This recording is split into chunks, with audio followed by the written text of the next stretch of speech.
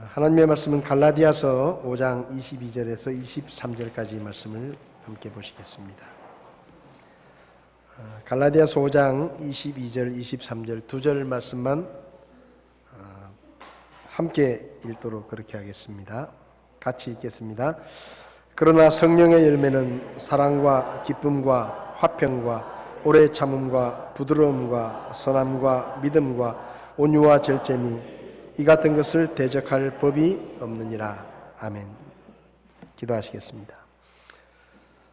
지금도 살아 계셔서 우리를 보시고 우리의 중심을 아시고 우리의 형편을 살피시는 아버지 하나님, 이 시간 하나님의 말씀을 함께 나눌 때 저희가 들어야 할 말씀을 듣게 하시고 이 시대를 살아가며 하나님의 자녀답게 그리스도인답게 믿음의 삶을 살아갈 수 있도록 저희들에게 지혜를 가르쳐 주시기를 원합니다. 부족한 종을 붙들어 주시고 오직 주의 능력으로 채우셔서 하나님의 말씀만 선포되게 하시고 우리 가운데 구원받을 영혼이 있으면 구원받게 하시고 믿음이 새로워질 영혼이 있으면 다시 한번 주님 앞에 헌신하며 첫사랑을 회복하는 복된 시간이 되게 저희들을 도와 주시옵소서. 부족한 종을 주님께 맡기오니 주님 뜻대로 써 주시옵소서. 예수님의 이름으로 기도했습니다. 아멘. 자리에 앉으시겠습니다. 올해 들어서 나는 그리스도인입니다 라는 주제로 말씀들을 나누고 있습니다. 지난 주일부터 그리스도인이라면 우리가 어떻게 살아야 할 것인가를 말씀을 나누면서 첫 번째 시간에는 모든 일에 감사함이 넘치도록 살아야 된다, 그런 말씀을 드렸고, 또 지난 주일에는 성령의 열매를 이야기하면서 사랑의 열매를 맺어야 된다, 그런 말씀을 드렸습니다. 사도 바울이 본문에 나오는 사랑, 기쁨, 화평, 오래 참음, 부드러움, 선함, 믿음, 온유, 절제, 이 9가지를 성령의 열매라고 말씀한 것은 지난 시간에도 말씀을 드렸지만, 이런 열매들은 사람의 노력이나 또 사람의 수고로 맺을 수 있는 그런 열매가 아니고 오직 성령을 통해서 성령의 도우심을 힘입어서 우리가 맺을 수 있는 열매들이기 때문에 성령의 열매라고 말씀을 했다라는 말씀을 드렸습니다. 예수님께서 제자들에게 사랑에 대해서 말씀하시면서 원수를 사랑하라, 너희를 저주하는 자들을 축복하고 미워하는 자들에게 선을 행하고 또 악의를 가지고 너희를 괴롭히고 핍박하는 사람들을 위해서 기도하라, 그렇게 말씀하셨습니다. 근데 사실 우리는 그렇게 살 수가 없습니다. 어떻게 우리가 사람의 힘으로 원수를 사랑하고 우리를 저주하는 사람을 축복하고 우리를 미워하는 사람을 선으로 대하고 또 우리를 아주 악한 마음을 가지고 우리를 괴롭히고 우리를 피해를 주는 그런 사람들을 위해서 우리가 어떻게 기도할 수 있겠습니까? 이건 사람의 힘으로는 할 수 없는 것입니다. 그러나 우리가 성령의 인도하심을 따르고 또 내가 너희를 사랑한 것 같이 너희도 서로 사랑하라 하고 말씀하신 그 예수님의 말씀에 순종하려고 하면 우리도 예수님이 말씀하신 그런 사랑을 할 수가 있습니다.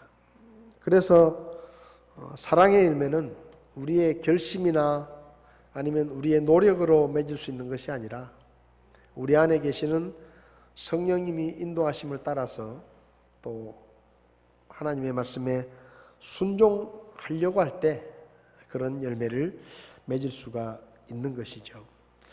오늘은 이제 성령의 두 번째 열매인 성령의 열매는 사랑과 기쁨과 라고 말씀합니다. 기쁨. 그리스도인들은 기뻐해야 합니다. 그리스도인들은 기뻐해야 합니다. 언제 기뻐해야 되는가 하면 기뻐할 일이 생겼을 때만 기뻐하는 게 아니고 항상 기뻐해야 됩니다. 근데 여러분들도 지금까지 살아보셨지만 항상 기쁘게 살 수 있던가요? 지금까지 그렇게 살아보셨습니까? 하루라도 항상 기쁜 마음으로 눈을 뜬 시간부터 잠드는 시간까지 항상 즐겁고 기쁘고 기분 좋게 사라지던가요? 이것도 잘 안 됩니다.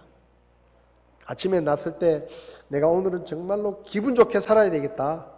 내가 오늘은 짜증내지 말고 화내지 말고 기쁘게 살아야 되겠다라고 결심을 하고 문 밖을 나서도 안 됩니다. 아무리 노력을 해도 안 되는 것이죠. 그래서 성경은 기쁨도 성령의 열매다 그렇게 말씀합니다. 여기 성령의 열매라고 말한 기쁨은 우리가 이 세상에서 보고 듣고 경험하는 세상의 기쁨하고는 좀 다른 기쁨을 말합니다. 기쁨을 이야기하면 가장 먼저 생각나는 것이 데살로니가전서 5장 말씀인데요. 항상 기뻐하라. 이 말씀을 딱 들으면 부담이 확 됩니다. 항상 기뻐하라. 이것이 하나님의 뜻이다. 하나님의 뜻이라니까 무시할 수는 없고 또 항상 기뻐하라는 말이 너무 부담스럽고 그래서 사람이 매일매일 기쁜 일만 생기는 게 아닌데 살다 보면 기쁜 일보다 힘든 일이 많고 괴롭고 슬프고 아프고 불편하고 불만스러운 일들이 훨씬 많은데 우리가 무슨 정신병자도 아니고 어떻게 항상 기쁘게 살 수 있냐? 이건 불가능한 일이다. 그렇게 생각이 듭니다. 근데 그게 당연해요. 그렇게 생각하는 게 당연한 겁니다. 왜냐하면 지금까지 우리가 살아오면서 느끼고 보았던 세상의 기쁨은 다 그런 거예요. 한때는 아주 기쁘지만 또 좀 지나면 그 기쁨이 사라져 버립니다. 이 세상 사람들이 말하는 기쁨은 주로 외적인 일 때문에 생기는 기쁨이고 밖에서 안으로 들어오는 기쁨들입니다. 돈을 잘 벌어서 좋다. 월급이 많이 올라서 좋다. 장사가 잘 되니까 기분 좋다. 기쁘다. 새 차를 사서 기쁘다. 새 집으로 이사를 내서 기쁘다. 명품 가방을 사서 기쁘다.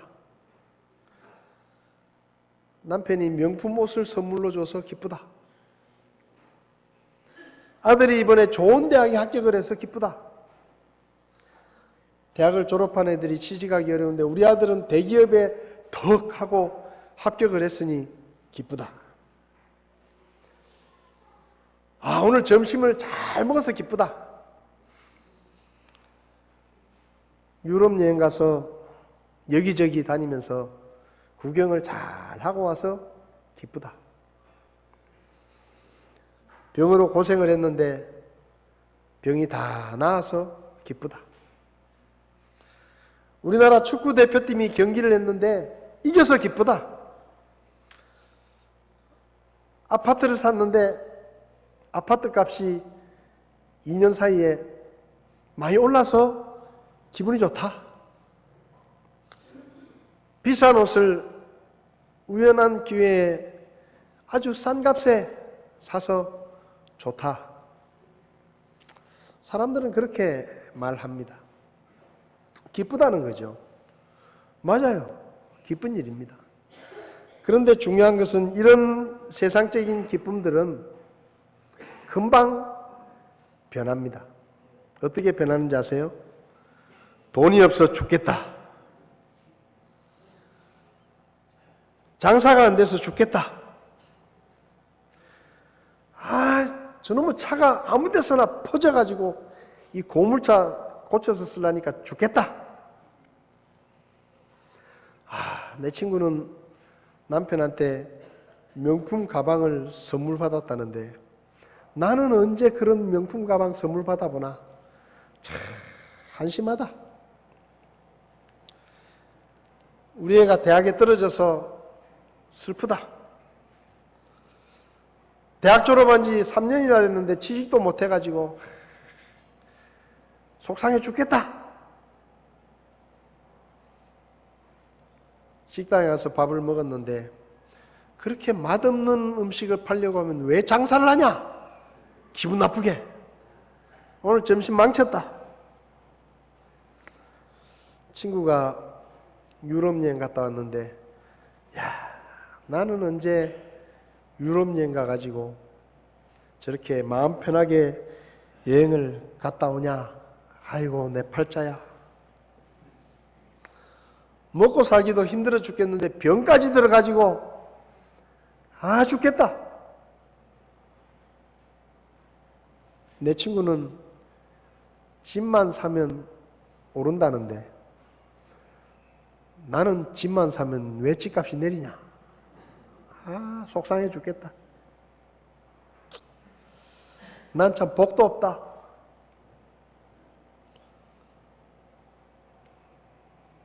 비싼 옷을 사고 입고 왔는데 친구가 그 옷 백화점에서 50% 세일하던데. 그러면 이제 속상한 거예요. 좀 알아보고 살 걸. 아이고 참 난 등신이다 등신. 여러분 세상이 주는 기쁨은 그렇습니다. 잠시 기쁘지만 또 좀 지나면 시들해버리고 어쩌면 그 기쁨이 죽겠다라는 말로 바뀔 수도 있는 것입니다. 오늘 본문에 말하는 이 기쁨은 다른 겁니다. 성령의 열매라고 말하는 이 기쁨은 이 카라라는 그리스어가 쓰였는데 이 카라라는 말은 밖에서 외적인 이유 때문에 밖에서 들어오는 기쁨이라기보다는 마음 속에서 나오는 기쁨입니다. 그러니까 내적인 기쁨이라는 거예요. 밖에서 어떤 이유들 때문에 마음이 기뻐지는 게 아니라 마음 속에서부터 기쁨이 흘러나오는 것입니다. 마음 속에서 오는 기쁨은 자동차나 집이나 옷이나 아니면 푸짐한 식탁이나 어떤 일을 성취하거나 성공했다고 해서 생기는 것이 아닙니다. 이런 것들은 밖에서 오는 거예요. 이런 기쁨들은 자주 변하고 금방 식어져 버립니다. 그런데 마음속에서 흘러나오는 기쁨, 우리의 속에서 흘러나오는 기쁨은 밖에서 오는 기쁨처럼 환경이 바뀐다고 삶의 여건이 달라진다고 해서 바뀌거나 변하지 않는 기쁨입니다. 성경을 보면 사람의 생각으로는 도저히 기뻐할 수 없는 형편에 있는 사람들이 나는 기쁘다 라고 고백하는 사람들이 성경에 많습니다. 성경을 읽어보면 저 사람은 좀 이상하다. 저 지경에 저런 형편에 처했는데 저런 비극을 겪었는데 어떻게 기쁘다고 말하냐 하고 좀 이상하게 생각할 만한 사람들이 성경에 많이 나와요. 근데 그 중에 오늘 제가 두 사람을 좀 이야기해 보고 싶습니다. 첫 번째는 남한국 유다의 대언자였던 하박국이라는 사람입니다. 하박국은 남한국 유다의 대언자인데 이 사람은 정말로 절망적이고 암울한 시대에 살았습니다. 당시에 이 하박국이 살던 남한국 유다는 도덕적으로 사회적으로 온갖 부정과 부패가 난무하고 부도덕과 죄악이 가득해서 백성들끼리 서로 빼앗기 위해서 폭력을 쓰고 그리고 서로 고소를 해가지고 재판을 하는 일들이 아주 비일비재하는 그런 혼란스러운 시대였습니다.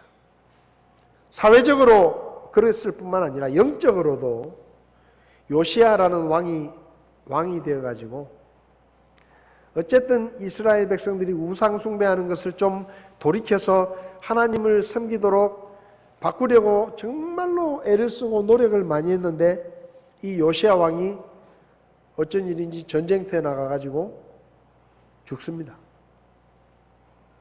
그리고 이 요시야 왕이 전쟁터에 나가서 죽으니까 백성들이 이 요시야 왕이 통치를 하는 동안에 좀 마음을 바꾸고 하나님께로 마음을 돌이키려고 하다가 이 왕이 죽으니까 다시 백성들이 우상 숭배로 돌아가 버리고 하나님을 버리고 타락한 그리고 악을 행하는 이런 시대에 이 하박국이 살았습니다.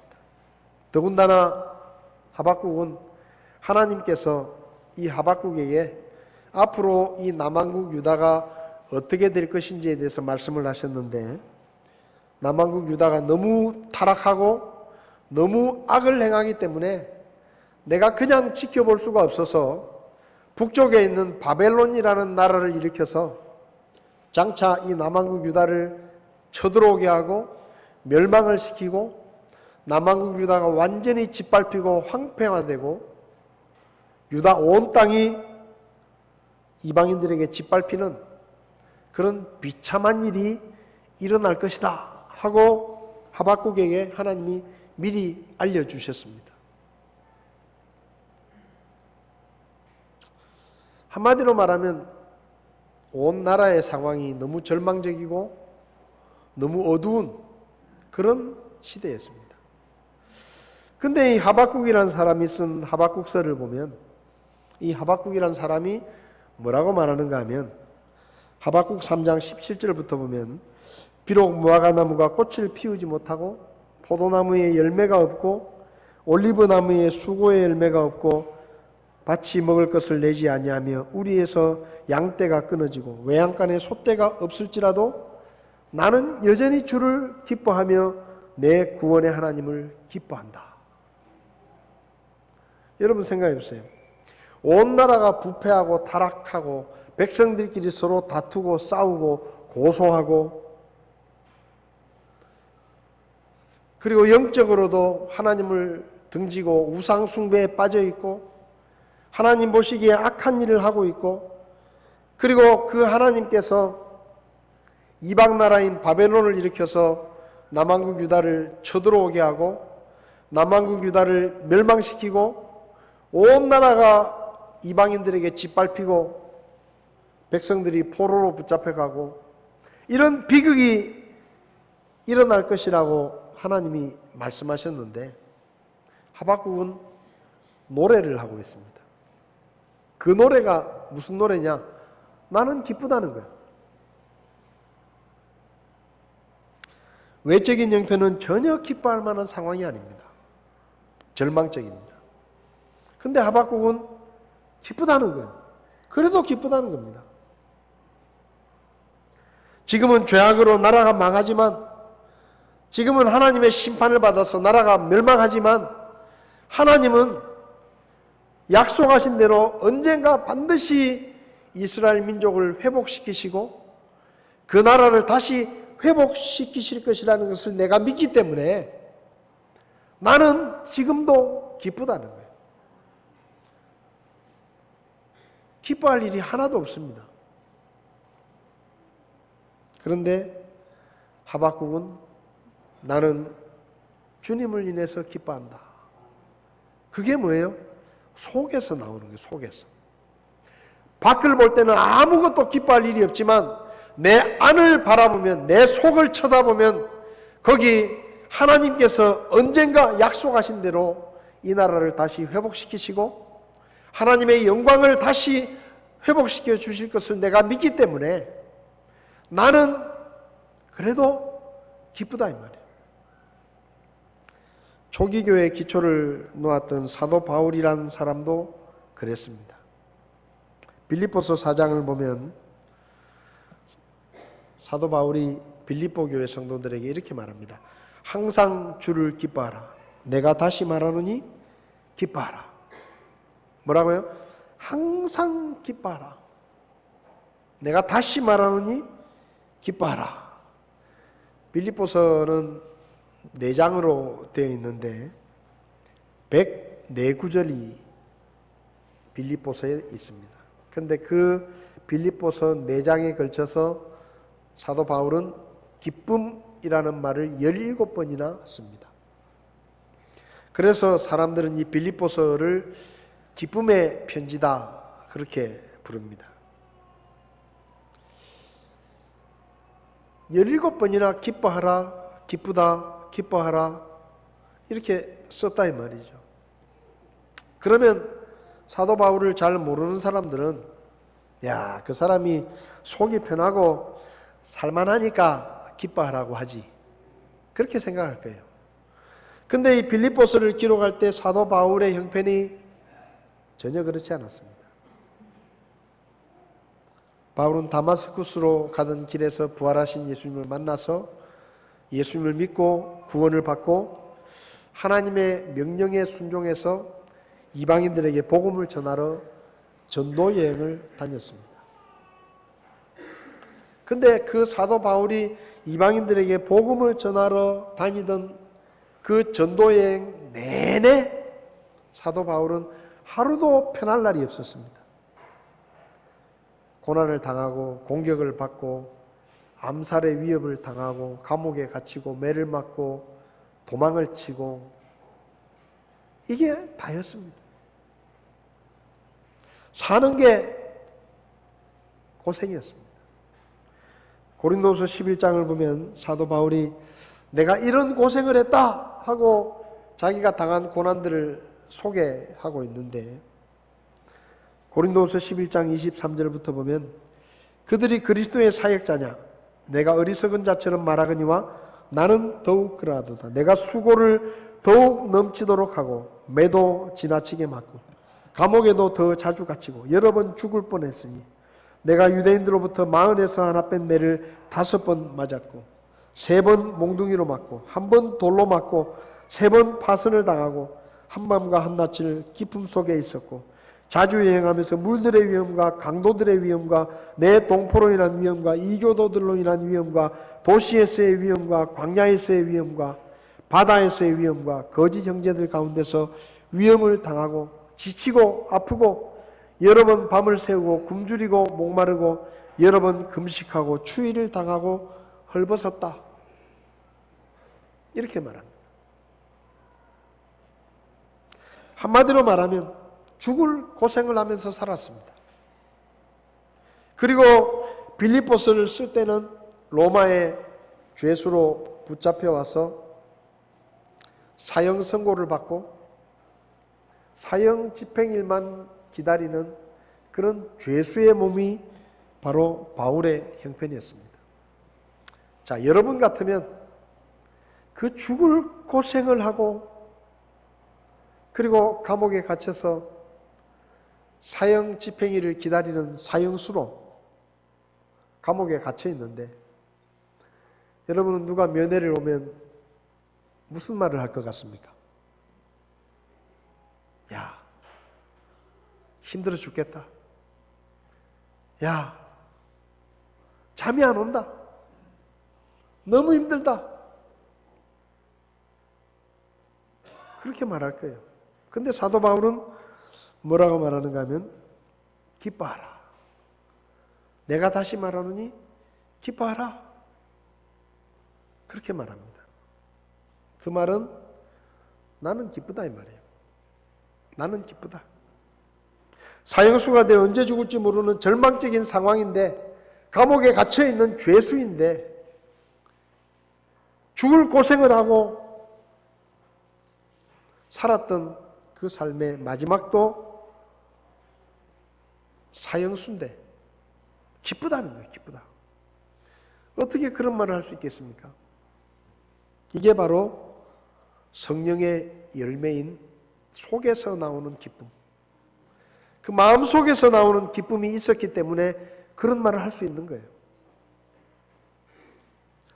하라라는 이 말, 밖에서 어떤 일이 잘 되어서 느끼는 기쁨이 아니라, 기분 좋은 일이 생겨서 기쁜 것이 아니라 내 속에서 흘러나오는 흔들리지 않는 기쁨, 밖의 상황이 어떻게 달라지든지 내 삶의 모습이 어떤 식으로 바뀌든지 아무 상관없이 여전히 기뻐할 수 있는 그 내적인 기쁨이 하박국에게 있었고 사도 바울에게 있었습니다.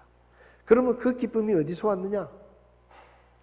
첫 번째는 모든 죄를 완전히 용서받았다는 기쁨이었습니다.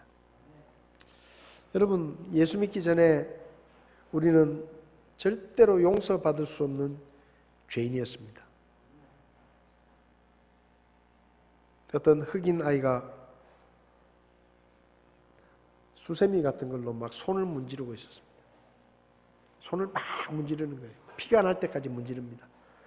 그래서 지나가던 사람이, 야, 너 왜 그렇게 수세미 같은 걸로 네 몸에 피가 나는데도 계속 문지르고 있냐? 그러니까 그 아이가 하는 말이, 내 피부가 까맣다고 친구들이 놀려요. 그래서 까만 거 지우려고. 나도 좀 하얗게 돼보려고. 됩니까? 그게 되겠어요? 안 되는 거예요. 우리의 죄는 절대로 용서받을 수 없는 죄였습니다. 아무리 착하게 살고 아무리 노력을 하고 아무리 애를 써도 절대로 용서받을 수 없는 죄인이 바로 우리였습니다. 그 죄 때문에 사는 게 고달팠습니다. 하루하루가 불안하고 두렵고 누군가에게 해를 입을까 봐 겁이 나고 문을 꼭꼭 잠궈야 되고 밤길은 조심해서 다녀야 되고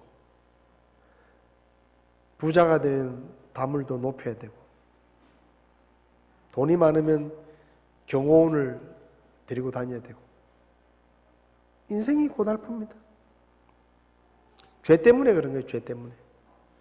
그렇게 고달픈 인생을 살다가 죽습니다. 그럼 죽으면 끝이냐? 그것도 아니에요. 죽으면 하나님의 심판을 받고 그 죄 때문에 영원한 멸망에 가서 죽음보다 더 못한 영원한 고통과 형벌을 받아야 되는 것이 우리의 운명이었습니다. 그런데 하나님께서 우리를 사랑하셔서 하나밖에 없는 아들을 우리 죄를 대신해서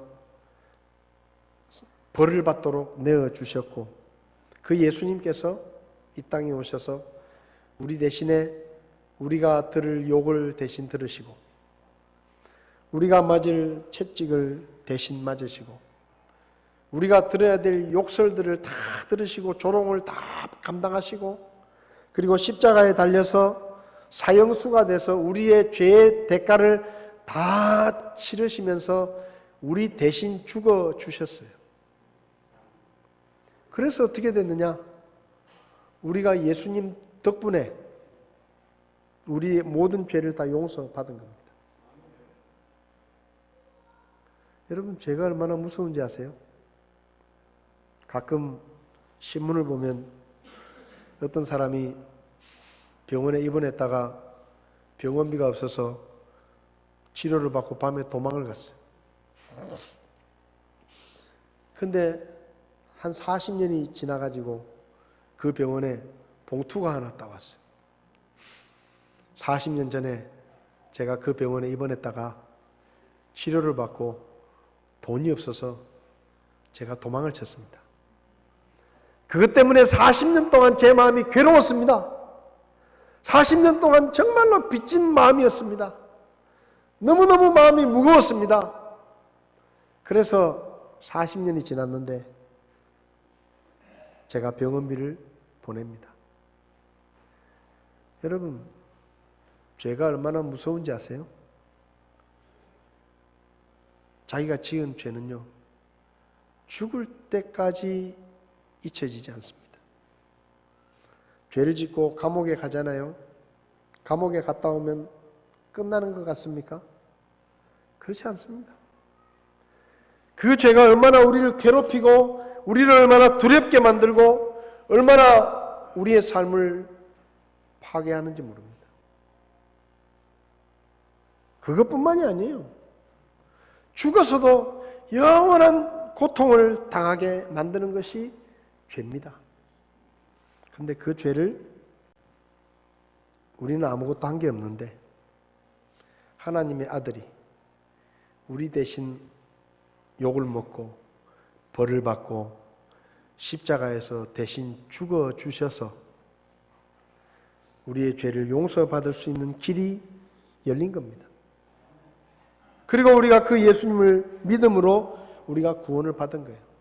사도행전 13장에 그러므로 사람들아 형제들아 너희가 알 것은 곧 이 사람을 통해 죄들의 용서가 너희에게 선포됐다. 예수님을 통해서 너희에게 죄들의 용서가 선포됐다. 그래서 너희가 의롭게 되지 못하던 너희가 하나님 앞에 의롭다함을 얻었다 하고 말합니다. 여러분, 우리가 살아가면서 우리의 죄들이 용서됐다는 것을 잊어버리고 살아갈 때가 참 많습니다. 근데 생각해 보면 그게 얼마나 감사한 일인지 몰라요.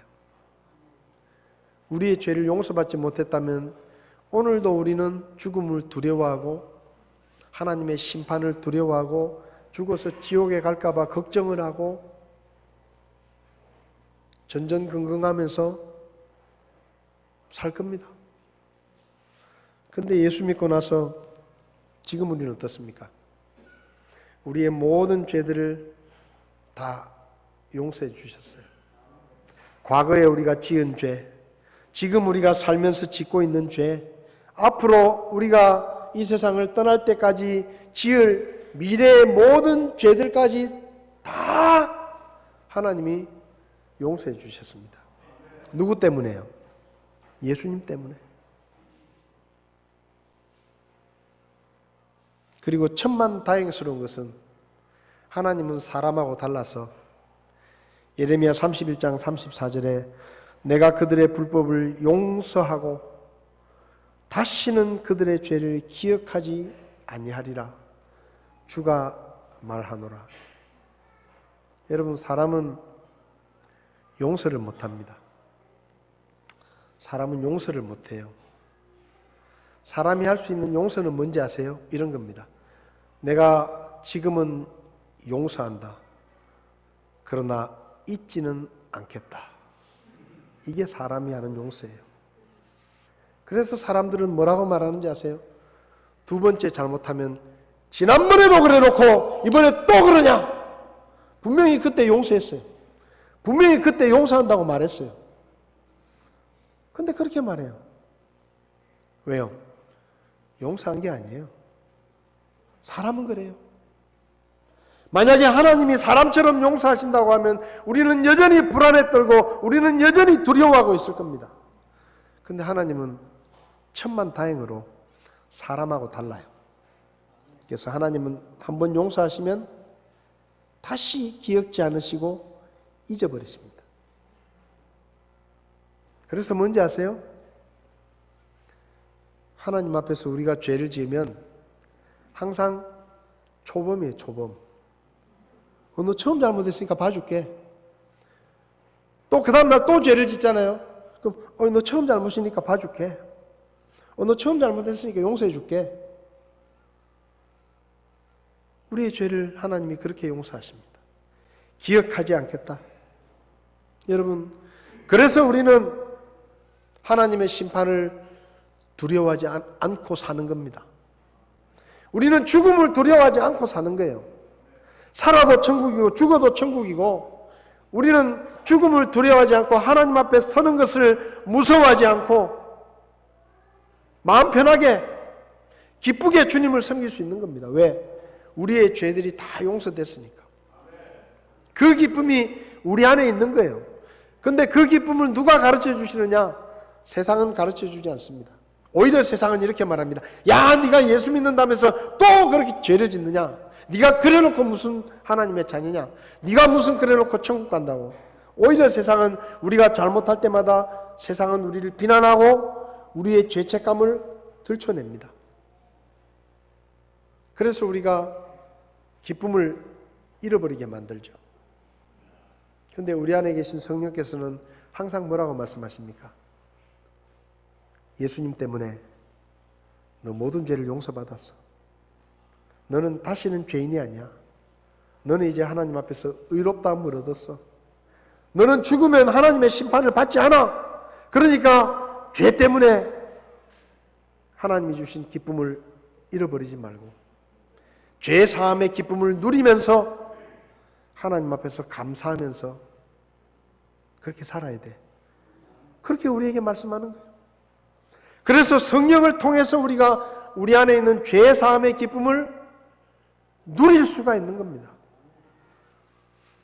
그리고 우리 안에 있는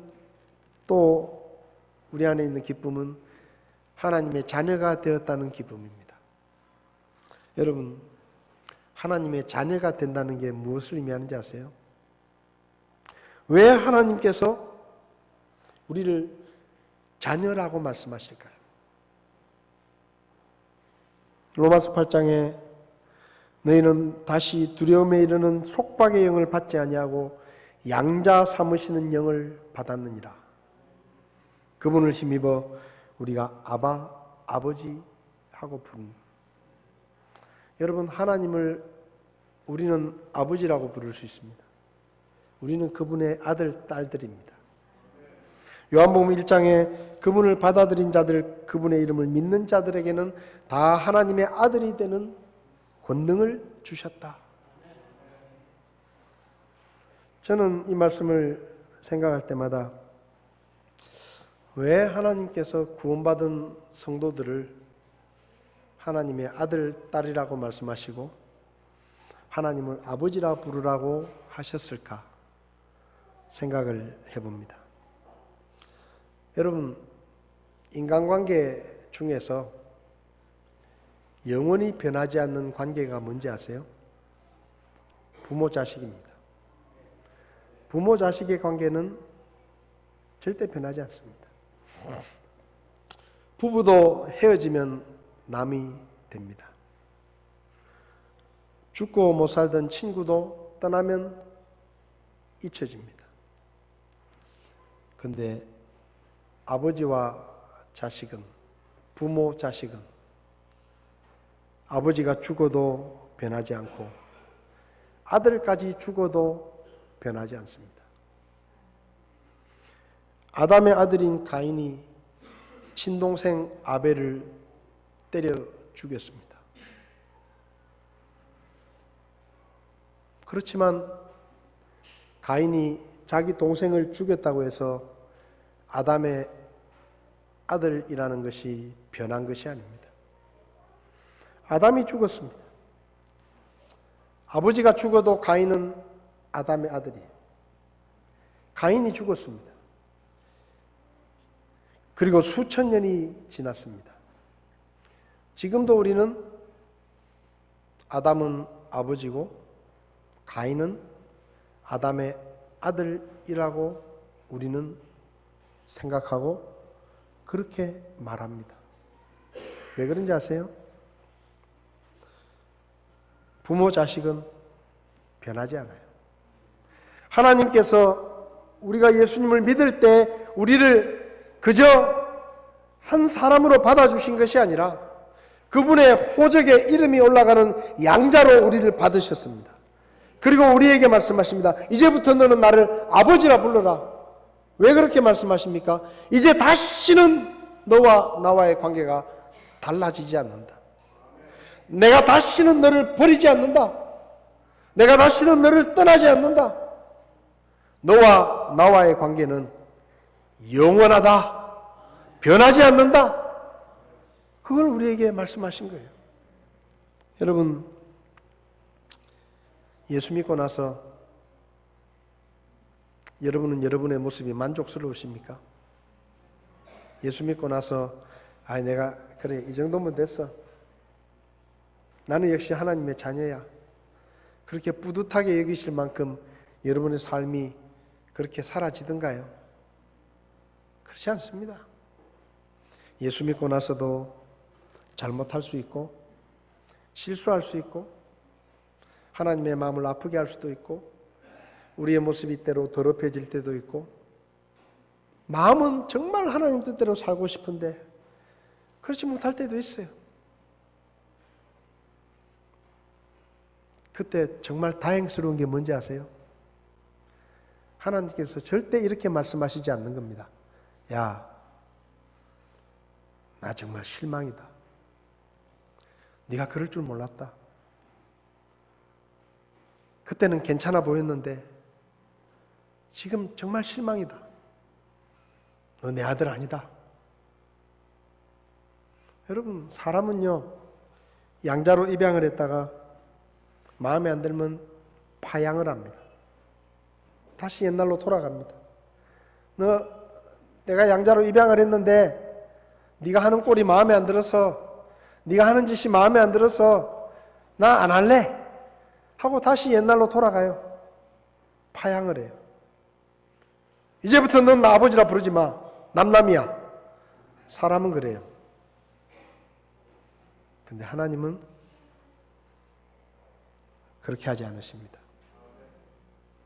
이사야 41장 10절에 너는 두려워하지 마라. 내가 너와 함께 함이니라. 이 약속은 변하지 않는 약속입니다. 히브리서 13장 5절에 그분께서 이르시되 내가 결코 너를 떠나지 아니하고 너를 버리지 않을 것이다. 이 약속도 영원히 변하지 않는 약속입니다. 왜요? 우리가 예수 믿고 나서 그저 하나님의 백성이 된 것으로 끝난 것이 아니라 그분의 자녀가 된 것입니다. 하나님을 아버지라 부를 수 있는 자격이 우리에게 주어진 거예요.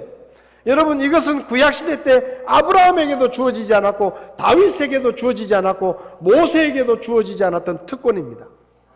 다윗도 하나님을 아버지라고 부를 수는 없었습니다. 근데 예수님의 십자가 때문에 우리는 하나님을 아버지라고 부를 수 있는 아들, 딸이 된 겁니다. 이 엄청난 축복을 우리에게 주신 거예요. 이사야 49장 14절에 말합니다.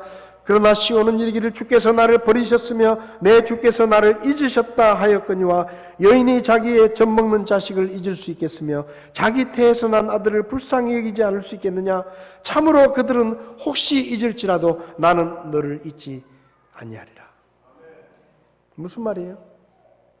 사람은 자식을 낳아놓고 형편이 어려우면 버릴 수도 있고 외면할 수도 있지만 하나님은 절대로 그분의 자녀들을, 그분의 백성들을 버리거나 외면하지 않겠다라는 약속입니다. 용서받을 수 없는 죄인이었습니다. 죄 때문에 지옥에 가서, 아니 영원한 불호수에 던져져서 영원히 고통을 당하며 슬피 울며 이를 가는 고통을 영원히 당해야 되는 것이 저와 여러분이었는데 예수님 때문에 하나님을 아버지라 부를 수 있는 하나님의 자녀가 됐어요. 이런 일이 우리에게 일어났는데 우리가 기뻐하지 않는다고 하면 무엇이 기쁘겠습니까? 근데 이것도 마찬가지예요. 이것도 성령께서 알게 해주셔야 돼요. 우리는 하나님의 자녀가 됐다는 것이 얼마나 엄청난 의미인지를 사실 잘 모릅니다.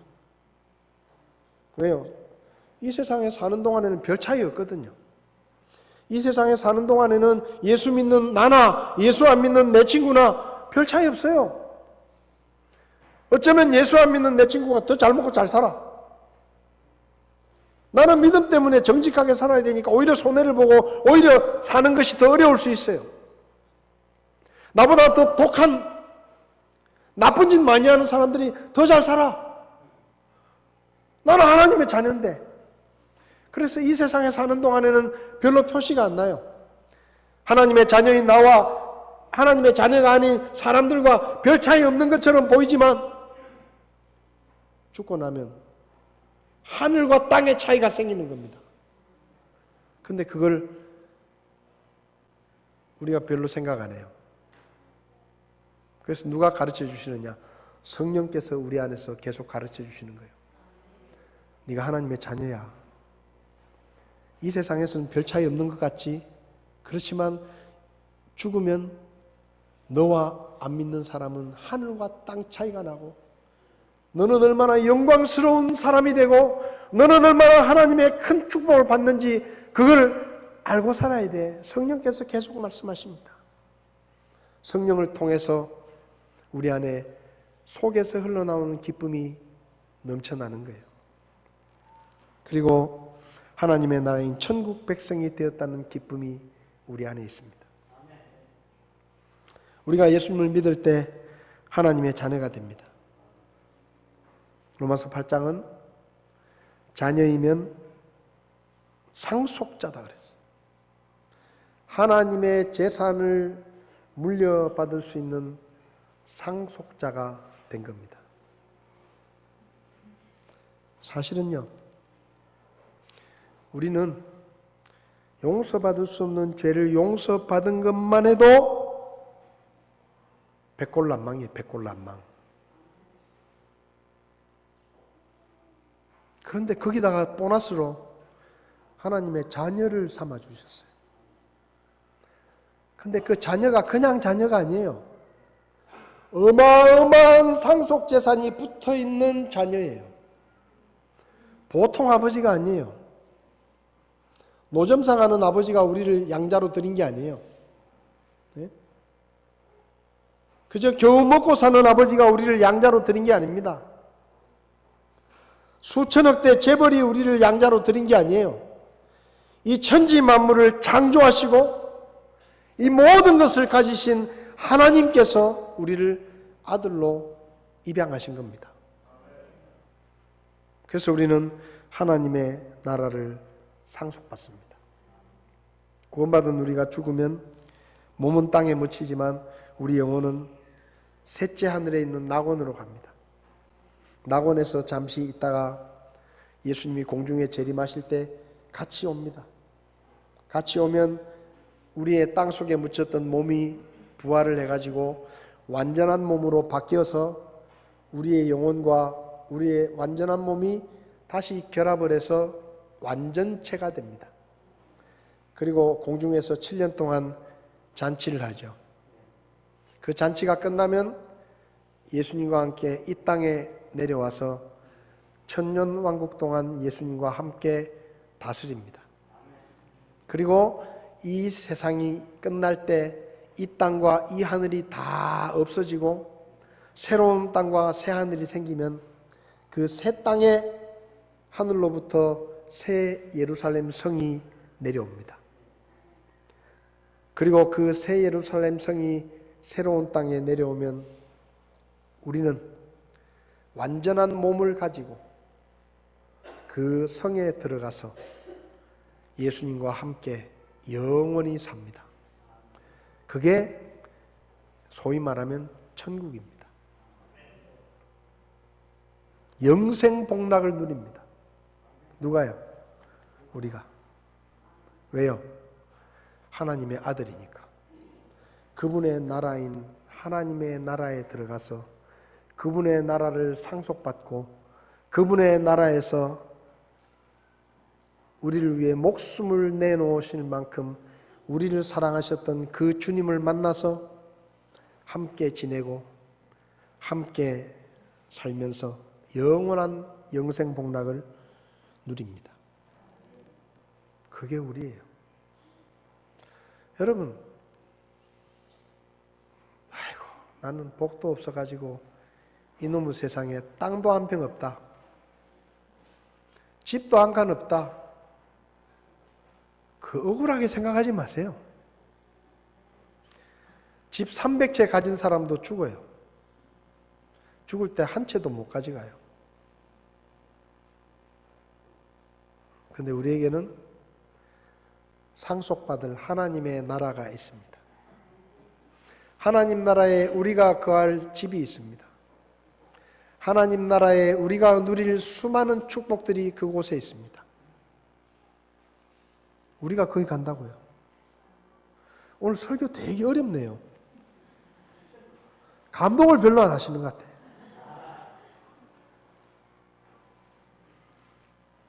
저는 열심히 설교하고 있는데 전부 먼 산 보듯이 그래 구원 받았지. 그래 뭐 죄 용서 받았지. 그래 죽으면 천국 가는 거 당연한 건데 뭐 오늘 또 목사님 이렇게 핏대를 올리시면서 저렇게 설교하시나? 뭐 당연한 얘기를 전해 하시나? 당연한 게 아니에요. 우리에게 그런 일들이 일어나기 위해서 하나님의 아들이신 예수님이 십자가에서 죽었습니다. 당연하게 이루어진 일이 아니에요. 그 어마어마한 일들이 우리에게 일어날 때 예수님의 피값이 치러진 겁니다. 그래서 우리 안에 그런 일이 변화가 일어난 거예요. 우리는 찬송합니다. 내 영혼이 은총 입어 중한 죄짐 벗고 보니 슬픔 많은 이 세상도 천국으로 화하도다. 진심입니까? 주의 얼굴 뵙기 전에 멀리 배던 하늘나라 내 맘속에 이루어지니 날로 날로 가깝도다. 천국에 대한 설교를 하면 성도들이 죽어서 가는 천국인데 뭐 저렇게 열심히 저렇게 설교하시나. 죽으면 다 가는데. 그런 천국만 생각하고 있기 때문에 우리 속에 기쁨이 덜한 겁니다. 여러분, 예수님께서 바리새인들이 하나님의 나라는 언제 임합니까? 그때 예수님이 말씀하셨어요. 하나님의 나라는 너희 안에 있느니라. 하나님의 나라가 어디입니까? 주님이 통치하시고 주님이 계신 곳이 천국입니다. 여러분, 우리의 천국은 거기 황금길이 있고 보석이 있고 집이 좋고 생명나무가 있어서 천국이 아니에요. 우리의 천국은 그곳에 우리가 사랑하는 주님이 계시기 때문에 천국입니다. 착각하지 마세요. 천국에 가면 금덩어리 아무 소용없어요. 보석 아무 소용없습니다. 널려 있어요. 그게 우리의 천국이 아니에요. 주님이 함께 계시는 곳, 그곳이 천국입니다. 오늘 우리의 삶에 주님이 함께 계십니다. 그래서 우리는 할렐루야 찬양하세 내 모든 죄 사함받고 주 예수와 동행하니 그 어디나 하늘나라. 그렇게 찬송하는 거예요. 그게 우리의 진심이어야 돼요. 오늘의 천국을 우리는 누리면서 사는 기쁨을 알아야 됩니다. 우리 안에 하박국이 말한 그 기쁨이 있습니다. 무화과 나무 잎이 마르고 포도 열매가 없고 감람나무 열매가 그치고 논밭에 식물이 없어도 나는 여호와로 인해 즐거워할 것이다. 기뻐할 것이다. 그 기쁨이 동일하게 우리 안에 주어져 있는데 문제는 우리가 너무 바깥에만 쳐다보면서 뭐 때문에 기쁘고 자꾸 그런 세상적인 기쁨을 찾으려고 하기 때문에 기쁨이 속에서 나오지 않는 거예요. 우리 속에 있는 기쁨을 보십시오. 성령께서 우리에게 말씀하시는 죄를 용서받고 하나님의 자녀가 되고 하나님의 나라를 상속받는 이 엄청난 축복이 우리에게 주어져 있다는 것을 깨닫고 세상이 주는 기쁨을 찾지 마시고 주님이 주신 기쁨으로 우리의 삶이 풍성해지기를 바랍니다. 그게 성령의 열매인 기쁨의 열매입니다. 사람들이 여러분에게 이렇게 말하면 불행한 겁니다. 야, 장사가 잘 되니까 좋아하네? 자식이 합격했다고 좋아하네? 그렇게 말하면 그건 세상 사람들하고 똑같은 거예요. 사람들은 이렇게 말해야 돼요. 저 사람은 별로 기뻐할 것도 없고 별로 사는 것도 녹록지 않고 별로 좋은 것도 없는 것 같은데 나보다 훨씬 기뻐하는 것 같아. 도대체 그 이유가 뭘까? 그런 기쁨을 우리가 보여주어야 돼요. 그게 성령의 열매입니다. 자리에서 일어나시겠습니다.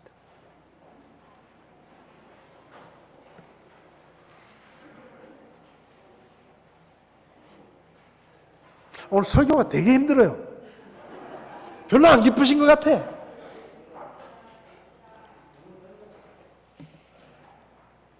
나는 그래도 무화과 나무가 있어야 돼요. 그래도 나에게는 포도 열매가 있어야 돼요, 목사님. 어떻게 주님만 가지고 기뻐해요? 우리의 양이 없는데 어떻게 기뻐해요? 양도 있어야 돼요. 소도 있어야 돼요. 다 그렇게 말하고 있는 것 같아요, 지금. 무화과 나무 잎이 마르고 찬송하겠습니다. 가사를 생각하시면서 우리는 양이 없어도 기뻐할 수 있습니다. 우리는 소가 없어도 기뻐할 수 있어요. 우리는 우리의 환경이 아무리 망가지고 아무리 어두워져도 우리는 기뻐할 수 있습니다. 왜요? 주님이 주신 기쁨이 우리 안에 있기 때문입니다. 이 찬송 부르시면서 하나님을 바라보시기 바랍니다. 나는 주님으로 인해 기뻐하겠다고 여러분 마음속에 결심하시기 바랍니다. 세상은 줄 수 없는 기쁨을 우리 주님이 주십니다. 무화과 나무 잎이 마르고 박수 치면서 한번 보겠습니다. 얼마나 기쁘신지 제가 한번 보겠습니다. 무화과 나무 잎이 마르고 포도 열매가 없으며 감람나무 열매 그치고 논밭에 식물이 없어도 우리의 양떼가 없으며 외양간 송아지 없어도 난 여호와로 즐거워하리 난 여호와로 즐거워하리 난 구원의 하나님을 인해 기뻐하리라. 찬송을 멈추시겠습니다. 반주 계속해 주시고요. 다 눈을 감으십시오. 오늘 정직하게 우리 자신을 한번 돌아보시기 바랍니다. 우리가 어떤 기쁨을 추구하고 있는지, 우리가 무엇 때문에 기뻐하고 있는지, 우리도 믿지 않는 사람들처럼 세상이 주는 기쁨에 목말라 하고 세상이 주는 기쁨에 익숙해져 있어서 하나님이 주신 기쁨을 바라보지 못하고 하나님이 우리에게 허락해 주신 어마어마한 축복을 잊어버리고 아무것도 아닌 세상의 기쁨 때문에 주님의 기쁨을 잃어버리고 살고 있는 것은 아닌지 한번 돌아보시기 바랍니다. 여러분 가운데 목사님, 저는 교회는 왔지만 아직 예수님을 믿지 않습니다. 저는 구원받은 확신이 없습니다. 오늘 죽으면 저는 천국에 갈 자신이 없습니다. 근데 오늘 설교를 들으며 저도 예수 믿고 죄 사함 받고 천국 가기 원합니다. 그런 분이 계시면 오른손을 들어주시면 제가 기도해 드리겠습니다. 그런 분 계시지 않습니까? 성도 여러분, 혹시 세상의 기쁨에 취해서 세상의 기쁨을 추구하느라 주님이 주신 기쁨을 잊어버리고 살고 있지는 않습니까? 믿지 않는 사람들과 별 다를 바가 없는 삶을 살고 있지는 않습니까? 우리 안에 있는 기쁨을 회복하시기 바랍니다. 성령께서 주시는 기쁨을 되찾으시기 바랍니다. 그래서 그 기쁨이 우리에게서 흘러나가서 사는 형편은 좋지 않지만 아직도 삶이 어렵지만 나는 하나님 때문에 기뻐할 수 있다라고 고백할 수 있고 찬송할 수 있는 그런 우리의 삶이 되시길 바랍니다. 주님이 주시는 기쁨, 그게 진짜입니다. 그 진짜 기쁨을 가짜 기쁨 때문에 잊어버리고 놓치고 살지 마십시오. 하나님이 주신 기쁨이 우리 안에서 넘칠 수 있기를 바랍니다.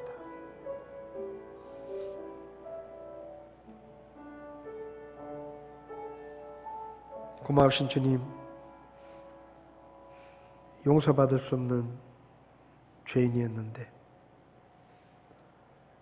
영원한 지옥에, 영원한 멸망에 가서 죽지도 못하고 영원한 고통을 당해야 되는 그런 죄인이었는데, 그런 죄를 사랑하시고 예수 그리스도를 십자가에 죽게 하시고 우리의 모든 죄들을 용서하시고 하나님을 아버지라 부를 수 있는 하나님의 자녀가 되게 하시고 하나님의 나라를 상속받을 수 있는 천국 백성이 되게 해주신 것 감사합니다.